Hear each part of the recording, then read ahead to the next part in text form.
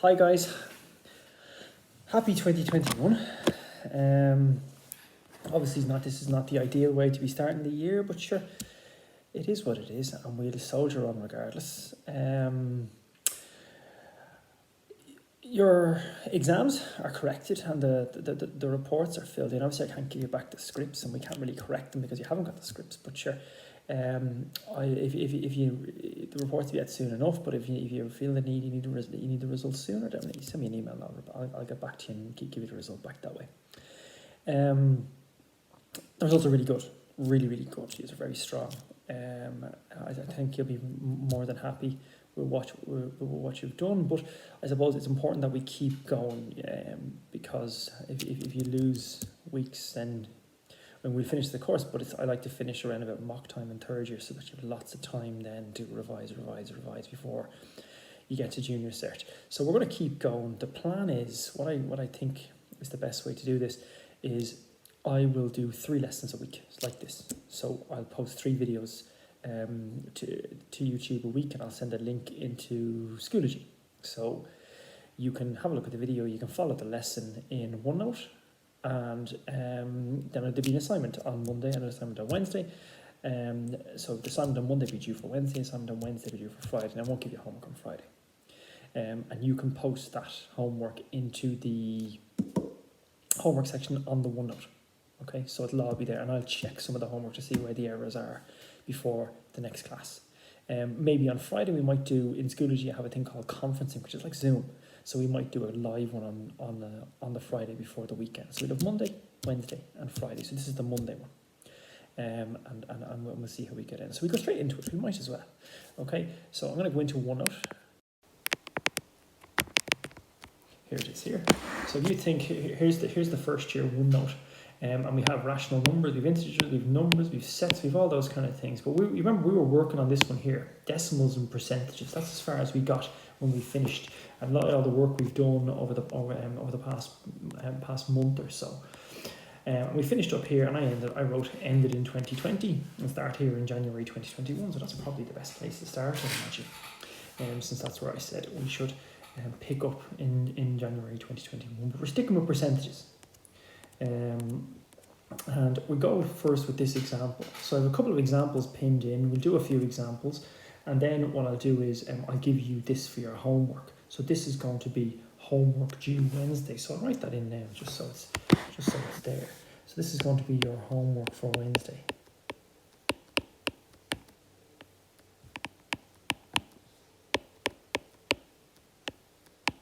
And what you'll do then at the end, so after we've gone through our little bit here, you'll have all these questions to do here. But you have the rest of Monday and Tuesday until Wednesday morning to get those done. And what you'll do is then, when you have the answers to those done, you can do them in your copy, take a picture, or you can draw them straight into the homework part here on OneNote.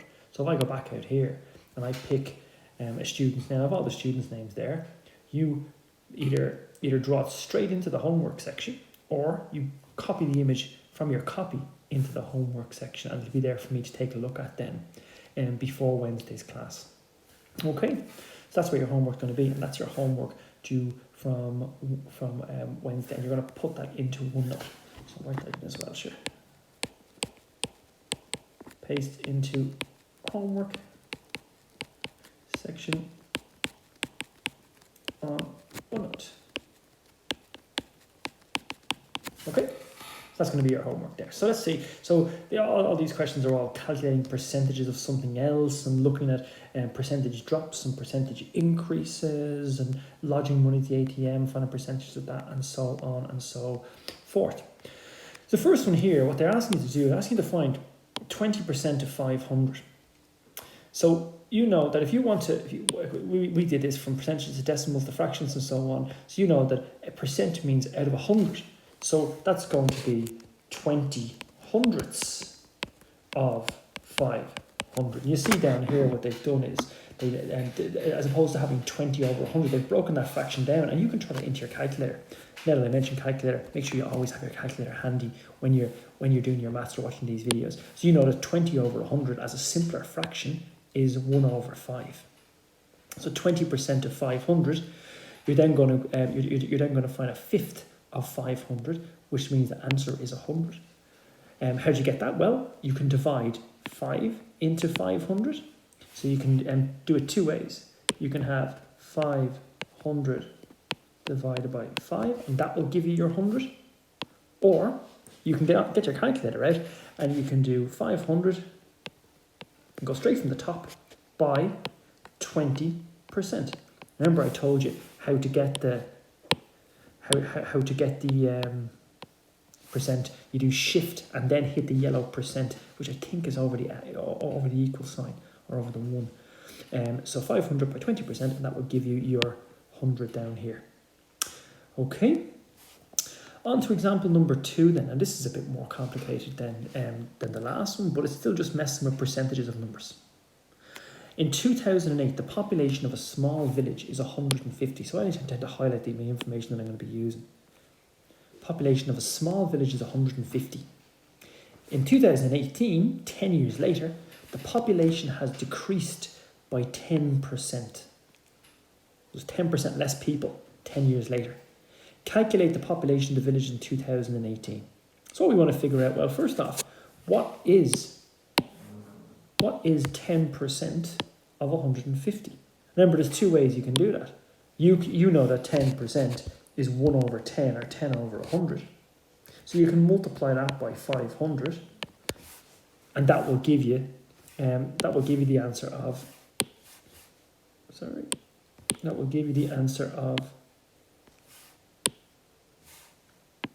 15.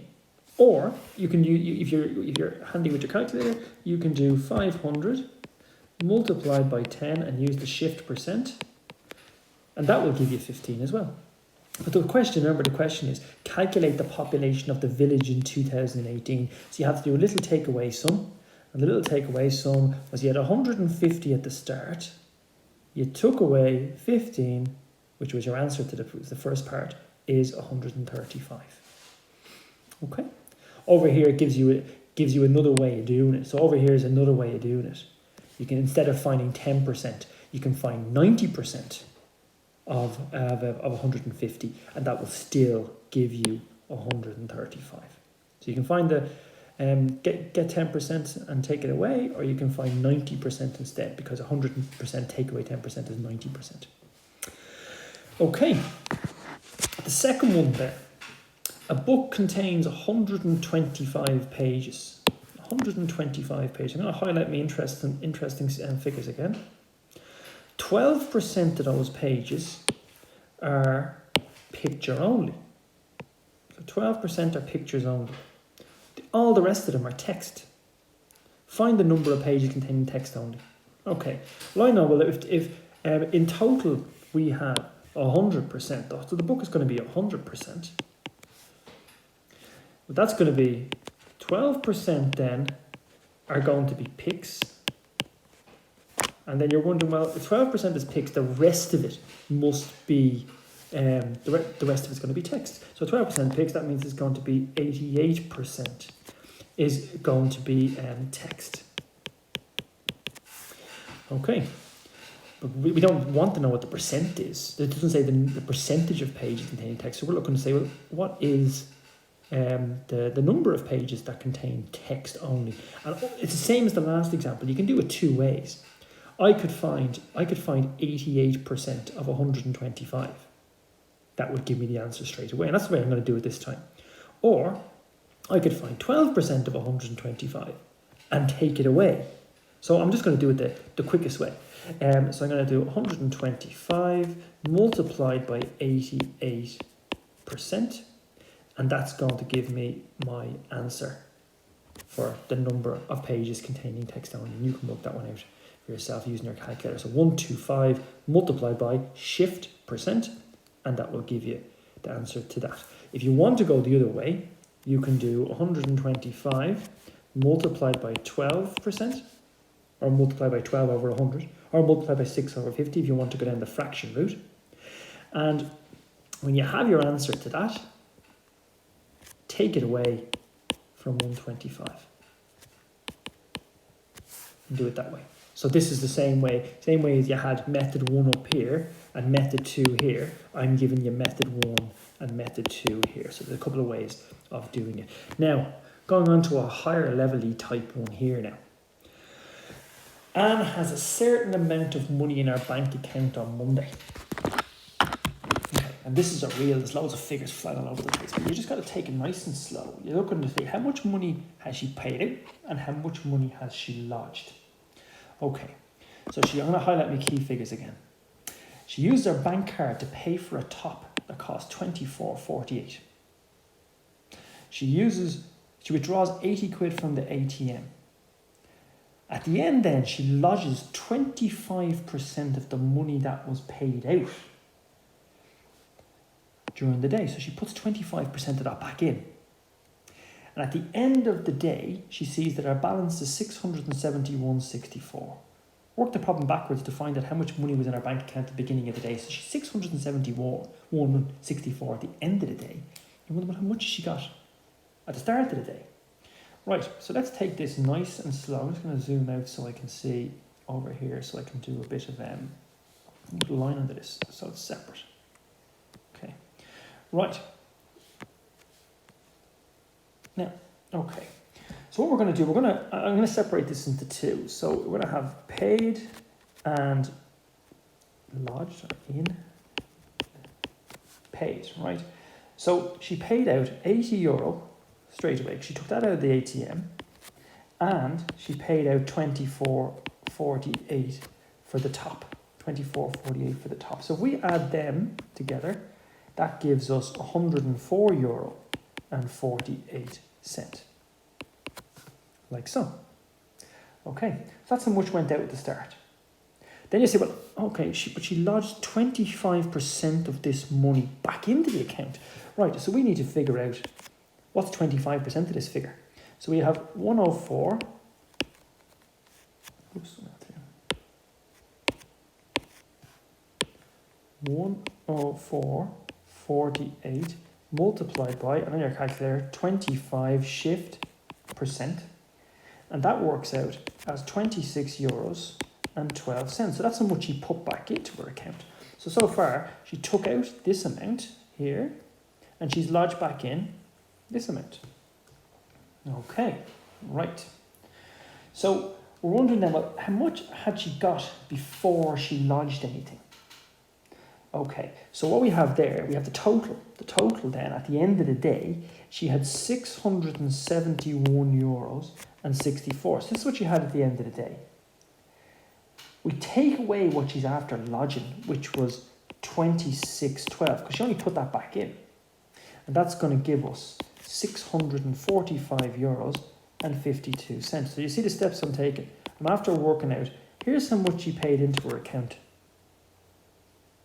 Here's how much you paid out of her account even.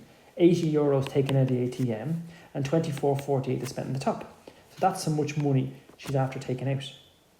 So, well, she also lodged 25% of what she'd taken out. So 144.48 by 25% gave us 26.12. So go on then to the end.